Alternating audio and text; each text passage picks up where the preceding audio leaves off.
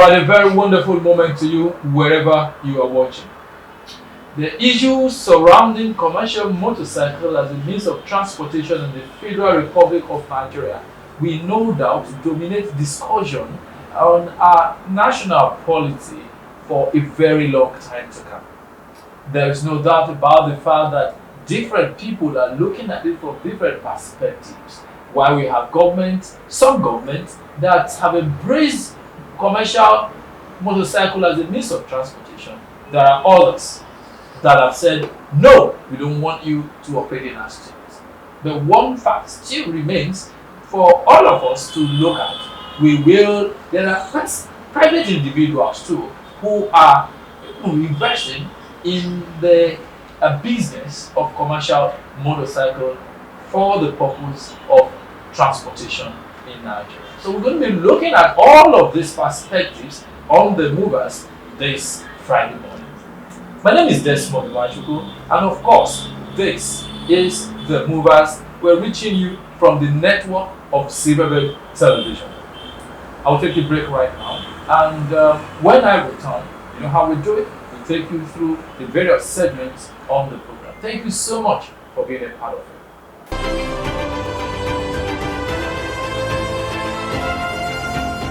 From 1933, when it began operations as Motor Transport Union, till it was restructured under Decree 21 and 22 of 1978, later amended by Decree 1 of 1999 and published in the Official Gazette No. 6, Volume 65 of the Federal Republic of Nigeria, Road Transport Employers Association of Nigeria has contributed immensely to the development of Nigeria's economy. As a union backed by law, RTEAN, under the pragmatic leadership of Alhaji Musa Mohammed, is set to play its role in the transformation and reformation of the transportation sector. With a well-established structure in Nigeria's 774 local government areas and about 10 million membership strength, Alhaji Musa Mohammed is poised to lead RTEAN into productive partnership with government at all levels to ensure your comfort. RTEAN, the mover of the nation's economy, is committed to making Nigeria a better place for all. For more information, visit www.rtean.org.ng. Uproad Super!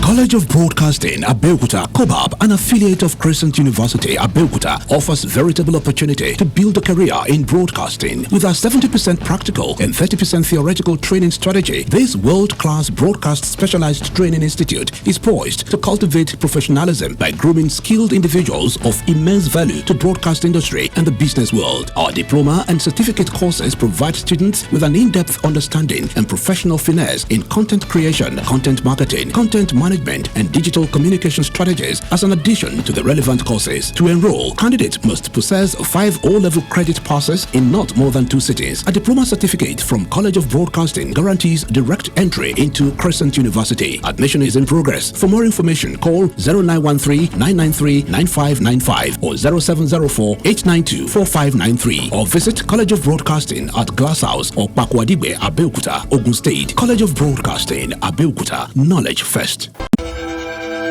There were vacuums in Nigeria's transportation system that needed to be filled. It came to the rescue. The rising rate of unemployment in Nigeria has become a thing of concern. It has provided hundreds of thousands of Nigerians with a sustainable means of livelihood. The security challenge in Nigeria could have been worsened by idleness. It engaged and took many youths off the streets. Commercial motorcycle and tricycle are not arbitrage. They are rather beatitude. The word should be regulation and not banning of commercial motorcycle and tricycle without alternative. This message is powered by Akomaran under the national president, Prince Adebayo Samsudeen Akpelogun, all-rounder. Great Akomaran!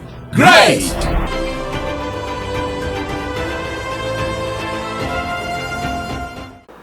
Alright, welcome back to the Movers.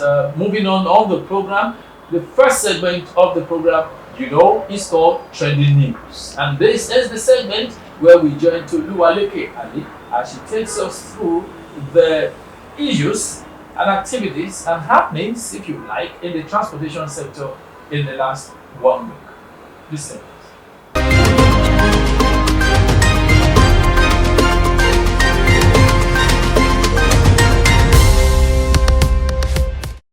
Hello and welcome to the trending news segment on the Movers. In the maritime sector, The Nigerian Maritime Administration and Safety Agency (NIMASA) has renewed its Memorandum of Understanding (MOU) with the World Maritime University, Malmö, Sweden. The move is aimed at enhancing capacity development to grow the Nigerian maritime sector. Lagos boat operators plying the Apapa-Ikorodu route have hiked their fares by as much as 50% from 1,000 naira to 1,500 naira. The boat operators said the increase was as a result of the biting fuel scarcity across the country. In road transportation, in continuation of the ongoing rehabilitation works at Iyano-Ira Road on Badagry Expressway, the Lagos State government is set to divert traffic as it kicks off the commencement of Ilogbo Waterside Bridge construction from Wednesday, 23rd of February 2022 for a duration of 4 months. In the aviation sector, Nigerians have criticized the sudden spike in the prices of airlines tickets as domestic airlines pegged their minimum fare at 50,000 naira. Over the weekend, the prices of air tickets of major companies rose to a minimum of 50,000 naira. In rail transportation, the Minister of Transportation, Rotimi Amechi, says Kano State will house the biggest rail station in the country. According to a statement in Abuja, the minister said this when a delegation from Kano, led by Governor Abdullahi Ganduje, visited him in Abuja to discuss the rail and Dala Inland Dry Port in the state. And that ends the trending news in the transportation sector. I am Toluwale K. Ali.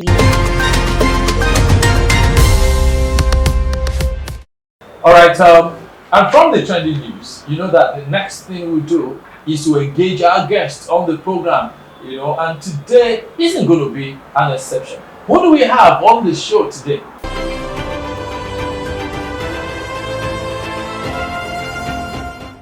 All right, now let's start this way. As a key player in the industry, do you really think that commercial motorcycle as a mode of transportation is good for us now as a nation? Thank you very much. There's a vacuum already in the in the provision of the social services. And where there's a vacuum, any other thing could come in. We all understand the fact that where the government does not give us the right facilities, people will come up with different mode of transportation. And in this case, this is what brought about the motorcycle as a mode of transportation in Nigeria. And the second phase of it is the fact that we have so much traffic holdups in our cities, and people want to get to where they are going as quickly as possible. And this brought about the idea of motorcycle transportation, of which people want to get there as quickly as possible, make it cheaper, and at the same time be able to achieve their aim of getting to where they are going early. Thirdly, like I would say, from our own perspective, a bit of poverty. Where there is a bit of poverty in the society and lack of jobs, lack of employment, people will have to look for ways to engage themselves in order to take care of themselves and their families. And this is what brought about the idea of motorcycle business in Nigeria. So for me, I wouldn't say it's a wrong step. I wouldn't say it's a total wrong decisions in terms of provisions of this motorcycle business in Nigeria. But above all, I think what the government needs to do is to regulate and make a lot of policies in order to make it viable in society. Before we talk about regulation now, let's go a little further into why some school of thoughts feel it's not right. I've engaged a number of people and on issues like this, and one of the factors that seem to be working against commercial motorcycle as a means of transportation in Nigeria is that part that has to do with accident and insecurity. It is said that bandits and hoodlums operate more freely with commercial motorcycle. What's your reaction to this? Well, I don't share that school of thought in the sense that it is not only the motorcycle that has been used as a means of these vices, or rather the ill of the society, in terms of kidnapping, in terms of armed bandits or whatever. Because I think I had an experience once in Abuja where I wanted to take a taxi, and I was about getting in when somebody called and asked me to be very careful that even the car is supposed to, I mean, it's being used for kidnapping and the rest like that. We have seen cases of where even cars are being used for kidnapping, for robbery, and some other things like that. So I don't share that school of thought that it's only the motorcycle. I think what the government needs to do is to work more on the security aspect. And once that is done, I think the people in the country will have the rest of mind. I believe so. Earlier, you attributed poverty to the concept or as a factor in favor of the use of commercial motorcycle. I mean, what exactly are you talking Yes, from experiences, we have seen where a mechanic, where a organizer, where a tailor could not do his jobs. And once they cannot do the job, that means they cannot provide for the family. In this case, they have to look for alternative. And the major alternative in Nigeria today is for you to pick a bike. Go out there, do your runs, and at the end of the day, you bring in something for the family to feed on. That is what I mean by poverty. I also heard you talk about regulation. Yes. If you want to, okay, let's talk more about regulation. As a key player in the industry, when you talk about regulation, what exactly do you hope to see?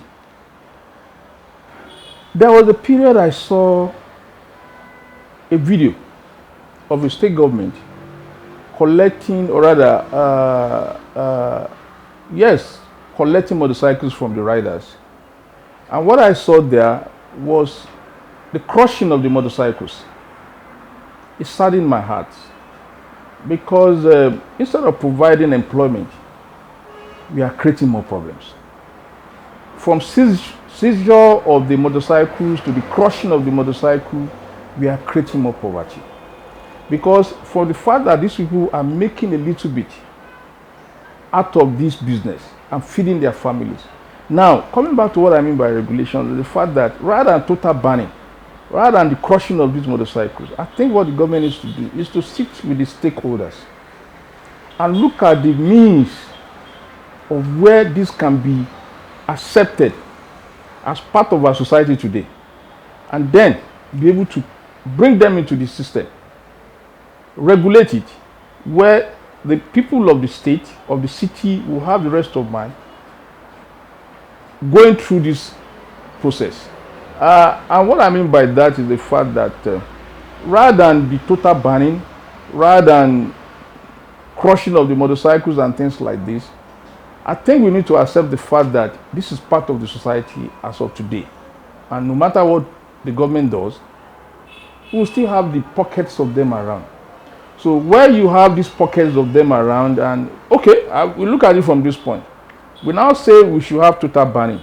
And these people are able to make something out of their life, taking care of their family with this. Now what it means is that if they are total banned, they are not on the street anymore. What do you expect them to do? Then we are back to what we are even trying to prevent: armed robbery, kidnapping, because that's what it means. Do you think a time will ever come when we will no longer get to see commercial motorcycles on our streets? I don't think so. I don't think so. It's a very, very valuable part of our society, and not only in our society. There was a time I read about an innovation of motorcycle in Singapore, of which is like an app, of which you are stuck in a hold-up, and you call for it. On the bike, two men will be on the bike. One will take your car from that spot while you climb on the bike to where you are going, probably to meet up with your appointment. And then the second rider will bring your car to your spot or wherever you are. So if we are seeing things like this. We are talking about innovations. We are talking about moving with the trends of time. So for me, I don't think it's going to be a total, an outright closure to motorcycle business in Nigeria. I think what we need to do is to move with the time. See how we can push it forward, make it more attractive. And then I think the business is still on and people will still make more money out of it. Now let's talk very quickly more about innovation. I know that you are one of the promoters of Akuride. Yes. Now, my concern is this. First, why are you coming up with Akuride at a time where some governments seem to be blocking the use of commercial motorcycles in their various states? Yeah, thank you for that. The whole idea actually came up from the national president of Akumoron in Nigeria today. The basic thing why Akuride came up was to look into security challenges we have in Nigeria, and which we believe if we are able to solve that, we will solve the problem of the kidnapping, smashing of phones and things like that through motorcycles, and of course that will give the government a bit of confidence with the business of motorcycle in Nigeria. So why we came up with the Akuride is to see how we can make it a viable project in Nigeria. At the same time, a means of transportation is still a means of transportation. There's no doubt about that. And a lot of people, because we look at it today, how many Nigerians really have a car to ply the road? And in this process, we are even talking of small, more or rather little roads, I would say, and more cars, of which creates a lot of hold up in our cities. And but again, the basic thing why Akuride came up is to see how we can face the challenges of this insecurity in Nigeria. How do you intend? Yes, we came up with an app, Akuride, which is the first indigenous app in Nigeria. Any other thing you find in Nigeria today concerning motorcycle with the app is a foreign-based one. And the whole idea behind it is that you download the app. When you download the app, as a rider, we call them pilots on our platform. As a pilot, we try as much as possible to get all the details concerning that pilot. The details in terms of their names, of their registration, even the registration number with the Akumoron member themselves. We equally engage them with their Akumoron membership. And with that, what we do is that we make sure that we have all the details on that rider, even with the guarantor. And why we came up with that is the fact that if a customer picks a rider today, Akuride can give that assurance that between the spot the customer is picking that motorcycle, or rather the ride, to wherever it's going, Akuride gives that cover to that customer. Whatever happens between the point A to point B, Akuride gives that cover, because whatever happens in between the ride, we can fish out who the rider is. So whatever happens to that customer is on our neck here, and we make sure we track that particular rider. So invariably what we are saying is that a customer is well covered under our platform. So what we have done in Akuride is majorly is about security. It is not just a motorcycle now. It's about you getting a motorcycle from one point to another and be rightly secured that I'm safe. I'm totally safe. And that's what Akuride is all about. And that's why Akuride is saying that in Nigeria today, we are providing that services, and people can be rest assured that it's going to be the best in the society today. We have seen so many indigenous things come up. Of course, we've seen so many, stand the test of time. Some school of thought we begin to wonder how much, for how long will this concept of yours be sustained in Nigeria? Yes, it will be. It will be. One, we are having a partnership with the National Association of which we know they have a very, very strong hold on their members. That is number one. Number two, Acoride Solutions Limited is a well-regulated and well approved by the federal government itself. What we try to do as much as possible to see that at every society we get into, at every state we get into, we engage all the security agencies. We equally engage the state government itself. So as of today, what we are talking about, even with the pilot scheme we are coming up with in Ogun State government is quite aware of it. All the security apparatus in Ogun State is quite aware of it. So it's not just coming on the street and just doing a business. It's telling the people that we are well covered. And we assure the people, we can be rest assured of, on that level that we're going to stand the test of time. Now, if I want to, as we round up now, if I want to fly your ride, how do I go about it? Yes, what we do is that we have the app ready, one for the Aqua pilots, which I told you are the riders, and one for customers. All they need to do is to go on Google Play Store and iOS for Apple, and then download the app. Once you download the app, you do the normal registration, putting your phone numbers, your home address, and the rest like that. Once that is done, mostly for our customers, that is done. And the moment they do the downloading, they have a 500 Naira bonus on the app, which they can use to ride on Acoride. For the pilots, like I keep saying, they are the riders. The pilots, they download, they do their normal registration. We do verification, because apart from the normal registration, we still equally do verification to be sure that it's truly the person we are registering. And after that, we call you and you come and pick your kits, which is the helmet and the jackets. We equally have the provisions for those that do not have phones, because there's no way going to download without being an Android phone. So once that is done, our riders on the street making their money, and our people on the street too, our customers are there enjoying the ride and equally getting secured. I like that part, and on that note of security, that I want to thank you so much for being a part of the program. Thank you.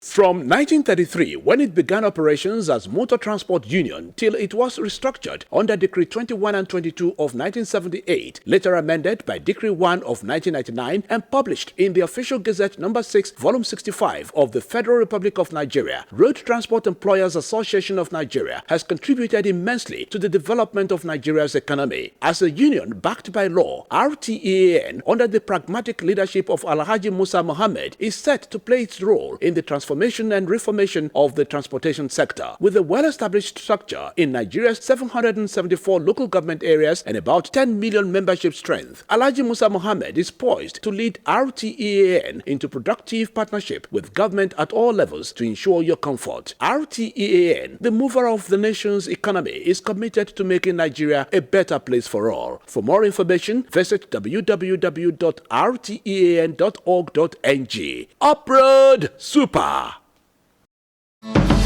College of Broadcasting, Abeokuta, COBAB, an affiliate of Crescent University, Abeokuta, offers veritable opportunity to build a career in broadcasting. With our 70% practical and 30% theoretical training strategy, this world-class broadcast specialized training institute is poised to cultivate professionalism by grooming skilled individuals of immense value to broadcast industry and the business world. Our diploma and certificate courses provide students with an in-depth understanding and professional finesse in content creation, content marketing, content management, and digital communication strategies as an addition to the relevant courses. To enroll, candidate must possess 5 O-level credit passes in not more than 2 sittings. A diploma certificate from College of Broadcasting guarantees direct entry into Crescent University. Admission is in progress. For more information, call 0913-993-9595 or 0704-892-4593 or visit College of Broadcasting at Glass House or Pakwadibe, Abeokuta, Ogun State. College of Broadcasting, Abeokuta. Knowledge first.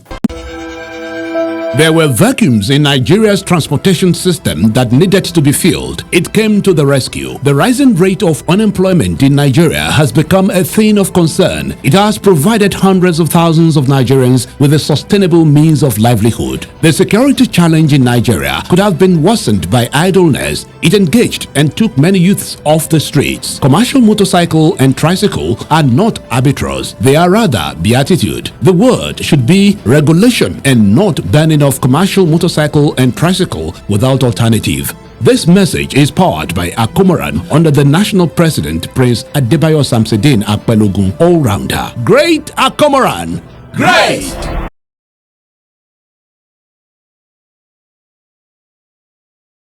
That's the size of our package, and like I always say, whatever has beginning would definitely have an end. And so we've got to go now. Please remember that it's important for you to pay ultimate attention to your safety because it is fundamental. One of these days, I hope that we'll be back in Abeokuta and then perhaps we'll be flying the Akura. Until that's done, I've got to go right now. I want to thank all of you for being a part of this production. Very sincerely, I thank our sponsors and particularly you for always being a part of the program. My name is Desmond Wachua. On behalf of the entire Movers crew, I want to say God bless Nigeria. Bye-bye. See you again next time.